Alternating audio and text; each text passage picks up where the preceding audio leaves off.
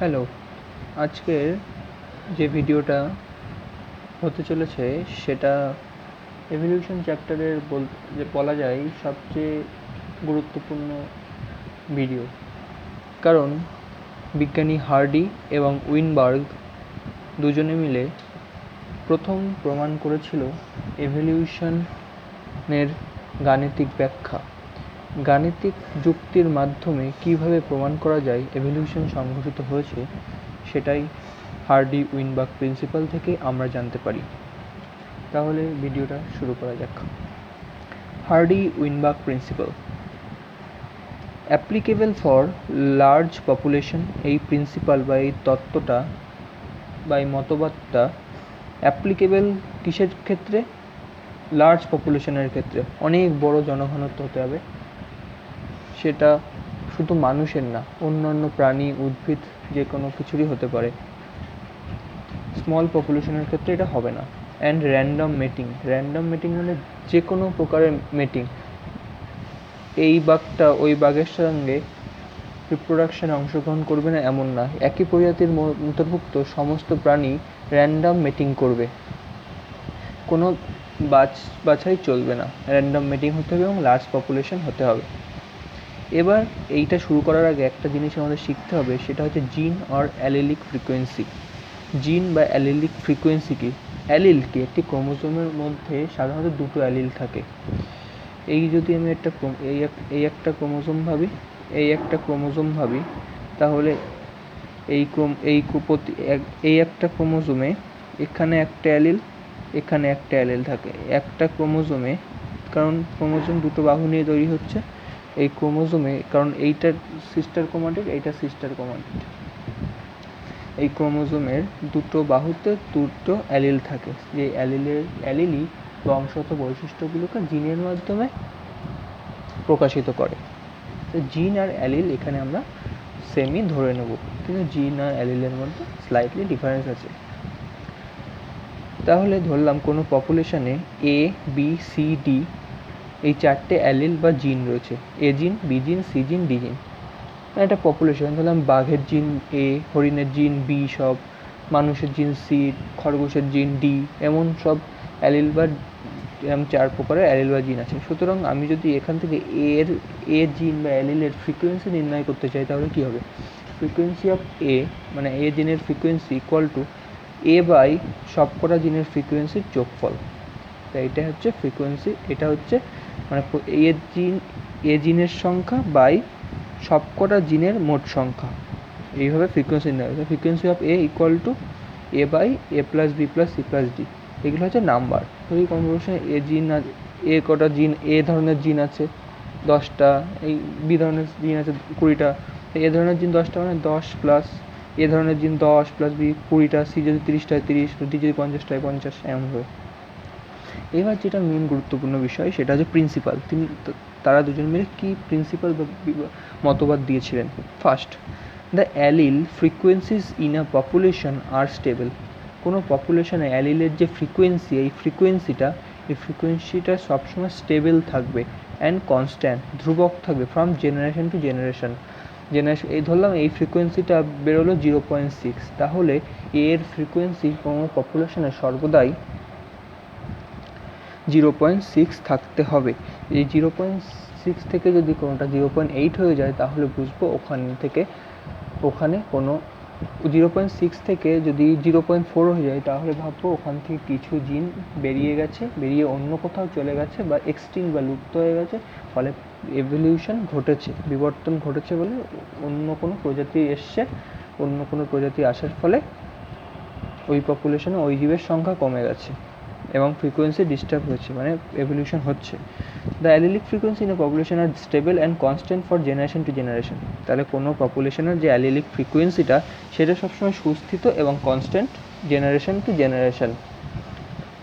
2, the gene pool মানে একটা পপুলেশনের total যতগুলো জিন আছে তাকে জিন পুল বলে, রিমেইনস কনস্ট্যান্ট। জিন পুলের সংখ্যাও সবসময় কনস্ট্যান্ট বা ধ্রুবক থাকবে।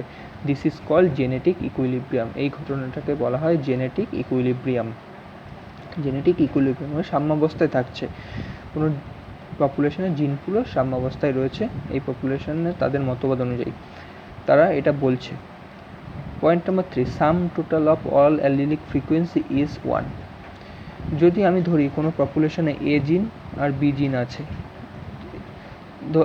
আমি জানতে পেরেছি এ জিনের ফ্রিকোয়েন্সি হচ্ছে 0.6 আর বি জিনের ফ্রিকোয়েন্সি জানি না, কিন্তু আমরা বের করতে পারবো, কারণ হার্ডি উইনবার্গ বলে গেছেন sum total of all allelic frequency 1, তাহলে 0.6 প্লাস বি ইকুয়াল টু 1। এখান থেকে আমরা বি এর মান বের করে নিতে পারি 0.4, কারণ এদের যোগফল সবসময় এক হবে। এবার আসে ম্যাথামেটিক্যাল ইকুয়েশান। এর যে গাণিতিক যে ইকুয়েশান আসে তাদের এই থিওরির উপর ভিত্তি করে, সেটা কি? ধরলাম frequency of A, allele A. ধরলাম কোনো পপুলেশনে অ্যালিল এ, ক্যাপিটাল এর ফ্রিকোয়েন্সি হচ্ছে পি। কোনো পপুলেশনে ক্যাপিটাল এ নামে যে অ্যালিলটা আছে তার ফ্রিকোয়েন্সি পি, এবং frequency of small A Q, এবং ওই পপুলেশনে স্মল এ বলে যে অ্যালিলটা আছে তার ফ্রিকোয়েন্সি কিউ। তাহলে ফ্রিকোয়েন্সি অফ এ, কারণ আমরা জানি সব জীবই ডিপ্লয়েড জীব, তা ডিপ্লয়েড জীব হলে অ্যালিল এ থাকবে, দুটো করে অ্যালিল থাকবে, একটা করে ক্রোমোজোম হবে, তাহলেই ডিপ্লয়েড জীব। মানে এইটা হচ্ছে হ্যাপ্লয়েড, ডিপ্লয়েড মানে দুটো এ হবে। তো frequency of double A individual পপুলেশনগুলো পি স্কোয়ার, একটা এর জন্য পি, আর দুটো পির জন্য পি স্কোয়ার। তেমনি স্মল এ এর জন্য কিউ স্কোয়ার, এবং যে হেটেরোজাইগাস হবে এ মানে একটা ডমিনেন্ট একটা রিসেসিভ, এটা হচ্ছে হোমোজাইগাস ডমিনেন্ট, এটা হচ্ছে হেটেরোজাইগাস রিসেসিভ মানে প্রচ্ছন্ন, ডমিনেন্ট মানে প্রকট, আর এটা হচ্ছে হেটেরোজাইগাস, কারণ একটা স্মল এ একটা ক্যাপিটাল। হেটেরোজাইগাসের হবে 2pq, এটা মনে রাখবো। ডবল এ থাকলে পি স্কোয়ার, স্মল এ থাকলে কিউ স্কোয়ার, এবং ক্যাপিটাল এ স্মল এ থাকলে 2pq, এটা হচ্ছে ফ্রিকোয়েন্সি। এবং তাদের এই সূত্রটা অনুযায়ী sum total of all allelic frequency is 1, সুতরাং এগুলো হচ্ছে অল অ্যালিলিক ফ্রিকোয়েন্সি। তাহলে P square plus Q square plus 2pq equal to 1, তেমন লিখলাম P square plus 2pq plus Q square equal to 1। 2pq হচ্ছে এ এর ফ্রিকোয়েন্সি 2pq। তাহলে এইটাকে আমরা বাইনোমিয়াল থিওরেম যেটা আছে সেই হিসেবে লিখতে পারি পি প্লাস কিউ তার হোল স্কোয়ার ইকুয়াল টু 1, কারণ ওর সূত্র এটা। সুতরাং আমরা লিখতে পারি P plus Q equal to 1, square ওই পাশে পাঠিয়ে দিলাম। তাহলে এই যে sum total of all allelic frequency is 1, P plus Q equal to 1। এবার বলছে এই সূত্রটা মনে রাখবো, এই সূত্রটা মনে রাখবো, P plus Q equal to 1, P square plus 2pq plus Q square equal to 1, আর এগুলো পি স্কোয়ার হচ্ছে এ এর জন্য, কিউ স্কোয়ার হচ্ছে স্মল এ এর জন্য, এটা হেটেরোজাইগাসের জন্য হচ্ছে 2pq, একটা হোমোজাইগাস একটা হেটেরোজাইগাসের জন্য। এবার বলছে if the equation or equilibrium is disturbed allelic frequency is change. যদি এই ইকুয়েশনটা যদি পি প্লাস কিউ কোনো সময় এক না হয়, তাহলে বুঝতে হবে এই যে জেনেটিক ইকুইলিব্রিয়ামটা ডিস্টার্ব হবে, নষ্ট হবে। সুতরাং অ্যালিলিক ফ্রিকোয়েন্সি চেঞ্জ, অ্যালিলিক ফ্রিকোয়েন্সিটাও চেঞ্জ হবে, দ্যাট ইন্ডিকেটস এভলিউশন। যদি এই ফ্রিকোয়েন্সিটা চেঞ্জ হয়, এই ইকুয়েশন যদি ম্যাচ না হয় কোনো পপুলেশনের সাথে, তাহলে বুঝতে হবে সেখানে এভলিউশন হয়েছে। সুতরাং গাণিতিক ব্যাখ্যার মাধ্যমে প্রমাণ করা যেতে পারে কোনো স্থানে এভলিউশন হয়েছে কি না। তাহলে যদি বলা হয় হার্ডি উইনবার্গ নীতিটি কী, তাহলে এই 3টে পয়েন্ট লিখতে হবে। অ্যালিলিক ফ্রিকোয়েন্সি কোনো পপুলেশনে সবসময় সুস্থিত এবং স্টেবল, জিন পুল সবসময় রিমেইন কনস্ট্যান্ট, ধ্রুবক থাকে, এবং সাম টোটাল অফ অল অ্যালিলিক ফ্রিকোয়েন্সিজ 1। এবার কিছু বিষয় যেগুলো এই হার্ডি উইনবার্গ ইকুইলিব্রিয়াম, এই যে ইকুইলিব্রিয়ামটা বজায় থাকছে যখন ইভলিউশন হচ্ছে না, সেই ইকুইলিব্রিয়ামটাকে বিনষ্ট করে বা তারপরে এফেক্ট করে কিছু বিষয় আছে, যেমন 5টা বিষয় যেগুলোর ফলে এভলিউশন হতে পারে। সেগুলো কি কি? ফার্স্ট, জিন মাইগ্রেশন আর জিন ফ্লো। ধরি একটা পপুলেশনে ABCD জিন আছে, সেখান থেকে আর একটা পপুলেশনে বি জিন চলে গেল এবং ডি জিন চলে গেল, জিন ফ্লো হয়ে গেল, এক জায়গার থেকে আগে চলে গেল, বা মাইগ্রেশন হয়ে গেল, পরিযান যাকে বলে, কোনো পাখি এখান থেকে অন্য কোথাও চলে গেল, জিন ফ্লো হয়ে গেল, সেটা হচ্ছে জিন মাইগ্রেশন। সেকেন্ড হচ্ছে জেনেটিক ড্রিফট। জেনেটিক ড্রিফট কী আছে? এই যে এখানে লেখা আছে occur in small population. Genetic drift হচ্ছে ছোটো পপুলেশনের ক্ষেত্রে এটা প্রযোজ্য। সাডেন চেঞ্জ ইন ফ্রিকোয়েন্সি, কোনো পপুলেশনে যদি হঠাৎ করে জিনের ফ্রিকোয়েন্সিতে কোনো সাডেন চেঞ্জ এসে যায়, যদি কমে যায় বা বেড়ে যায়, তাহলে কিসের জন্য? ডিউ টু ন্যাচারাল ক্লাইমেটি, প্রাকৃতিক কোনো সমস্যার জন্য হতে পারে, এবং অ্যানি অ্যাক্সিডেন্ট, যে কোনো অ্যাক্সিডেন্টের জন্য হতে পারে। সেটা হচ্ছে জেনেটিক ড্রিফট। জেনেটিক জিন ফ্লো, জেনেটিক ড্রিফট একই।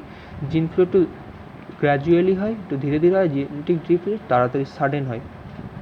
3 একটা যে মিউটেশন প্রকরণের জন্য হতে পারে। 4 একটা জেনেটিক রিকম্বিনেশন, যেটা হচ্ছে গ্যামেটোজেনেসিসের সময় ঘটে। রিকম্বিনেশন যেটা গ্যামেটোজেনেসিসের সময় ঘটে, গ্যামেটোজেনেসিসের সময় ক্রসিং ওভার হয়, ক্রসিং ওভারের সময় রিকম্বিনেশন দেখা যায়। আর ন্যাচারাল সিলেকশন, প্রকৃতি নির্বাচন করে। প্রকৃতি নির্বাচন করবে কে ফিট না। এই ফিট হচ্ছে কিসের উপর ভিত্তি করে হয়? রিপ্রোডাক্টিক্যালি ফিট, জননগতভাবে ফিট, এমনি মাস্কুলার ফিট না। এবার আসে একটা ফন্ডার এফেক্ট বলে একটা বিষয়। ফন্ডার এফেক্ট, FOUNDER, ফন্ডার এফেক্ট। এই ফন্ডার এফেক্টে কি? সাডেন জিন flow of at least one allele or জিন। সাডেন জিন ফ্লো হবে, অন্তত একটি অ্যালিল বা জিন ফ্লো হবে। এখান থেকে দুটো গেছে, মানে একটি অন্তত একটি জিন যাবে এক জায়গা থেকে আরেক জায়গায়। That establish a new population, যে জিনটা অন্য জায়গায় গিয়ে একটা নতুন পপুলেশনের সৃষ্টি করবে।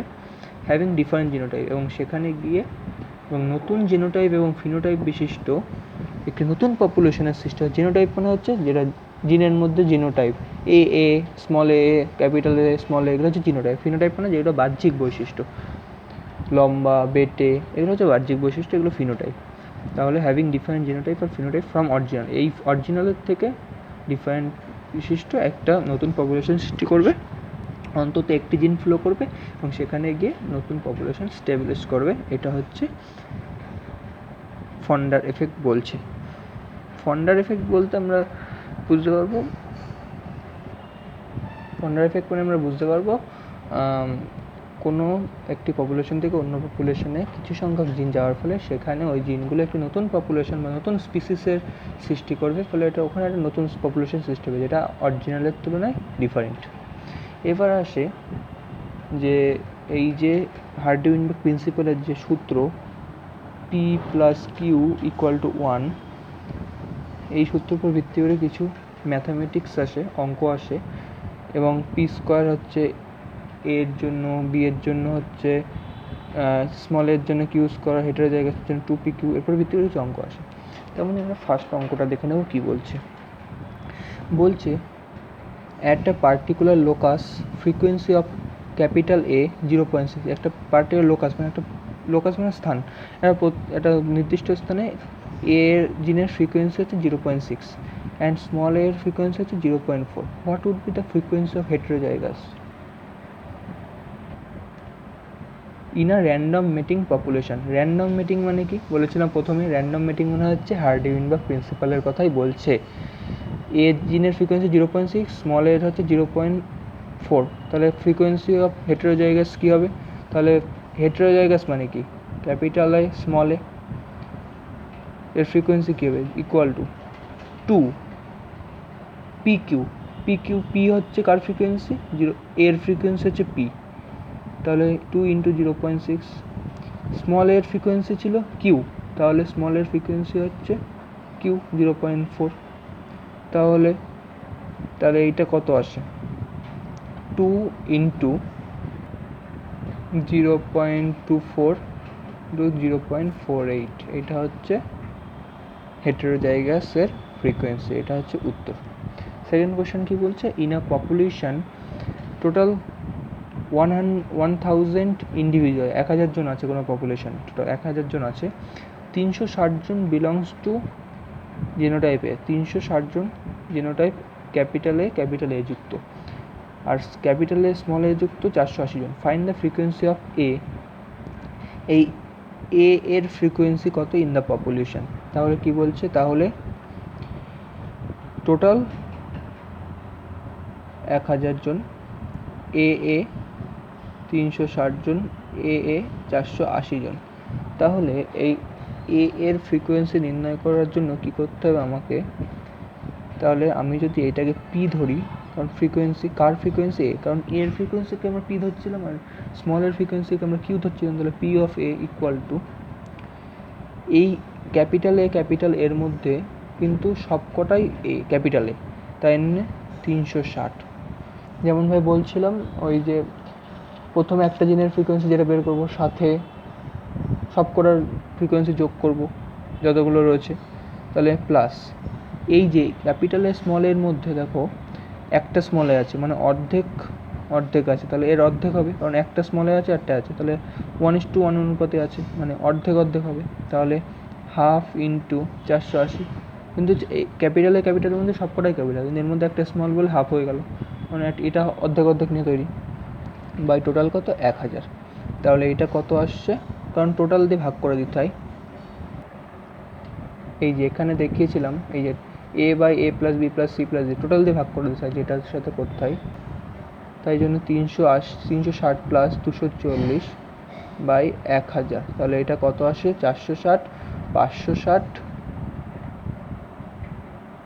600 বাই 1000, 0.6। এটা হচ্ছে ক্যাপিটাল এ জিনের ফ্রিকোয়েন্সি 0.6। আর এই যে অঙ্কটা টোটাল, এইটা নিজে ট্রাই করবে, ট্রাই ইউর সেলফ। টোটাল 100 জন আছে, ক্যাপিটাল এ 20 জন, ক্যাপিটাল এ স্মল এ 30 জন, তাহলে ফ্রিকোয়েন্সি অফ স্মল এ নির্ণয় করতে বলা হয়েছে এখানে। স্মল এ একইভাবে এখানে ক্যাপিটাল এ হয়েছে, এখানে স্মল এ দেখতে হবে। স্মল এ কিসের মধ্যে আছে, এর মধ্যে একটা হিন্টস, এখানে কিন্তু স্মল এটা বলা হয়নি, এইটা কিন্তু কাজে লাগবে, এইটা বের করে নিজে ট্রাই করবে।